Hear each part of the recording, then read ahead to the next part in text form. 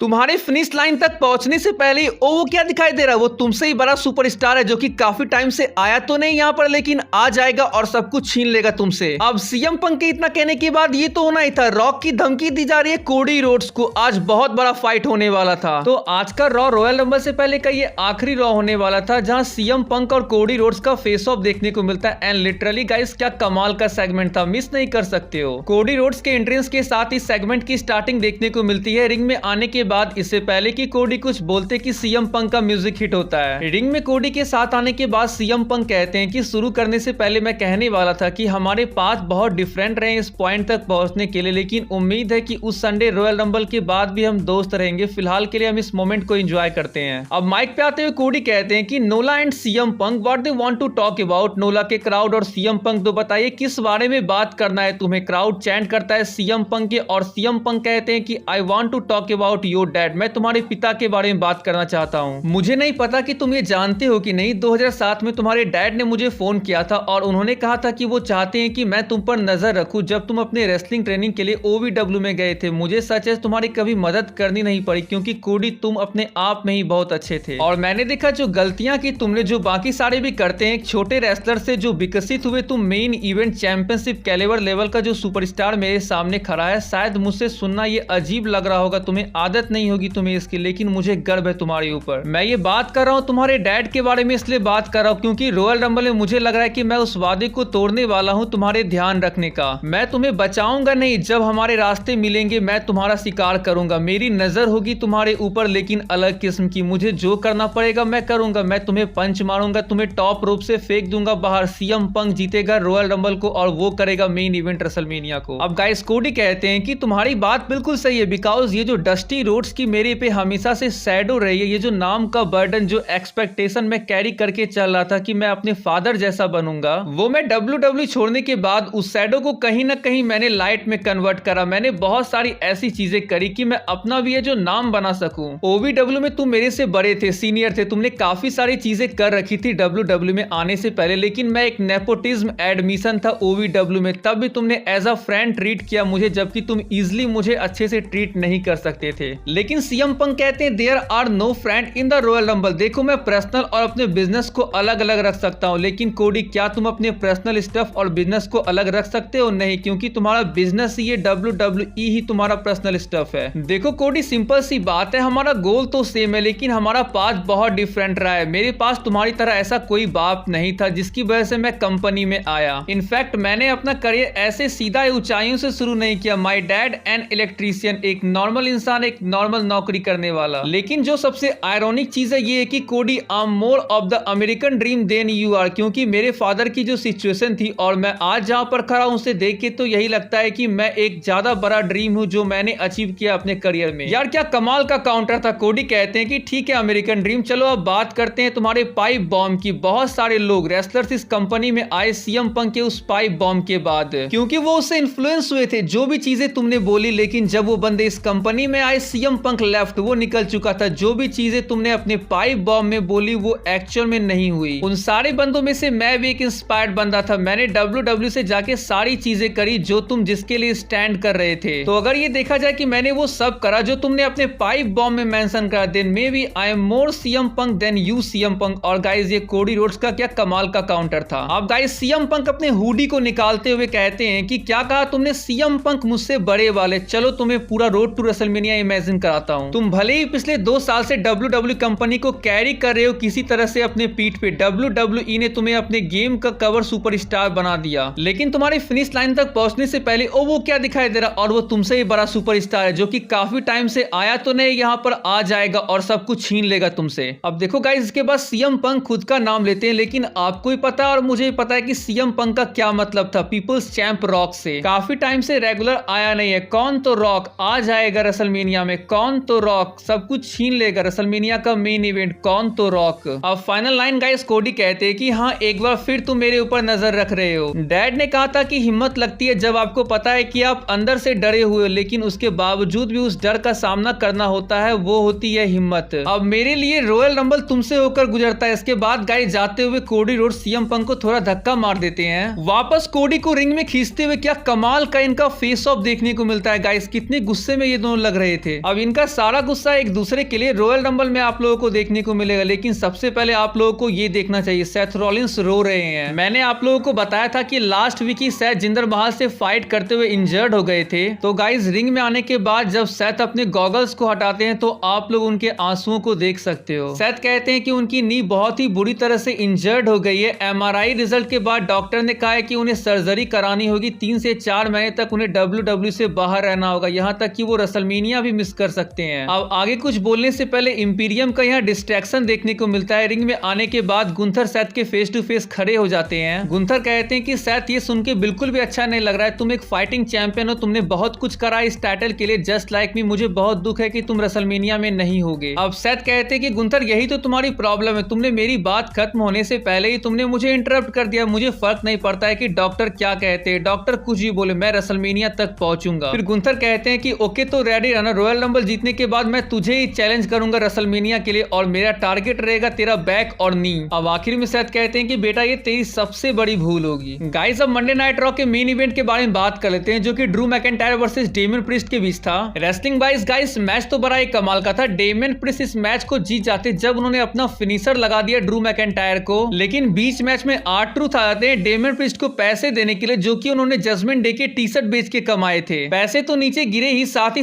R-Truth को मारी पड़ी ड्रू मैकिंटायर और डेमियन प्रिस्ट दोनों की ओर से। एंड मैच का रिजल्ट गाइस ड्रू मैकिंटायर की विक्ट्री रही। ओके फिर गाइस मिलते हैं नेक्स्ट वीडियो में, तब तक के लिए बाय एंड टेक केयर।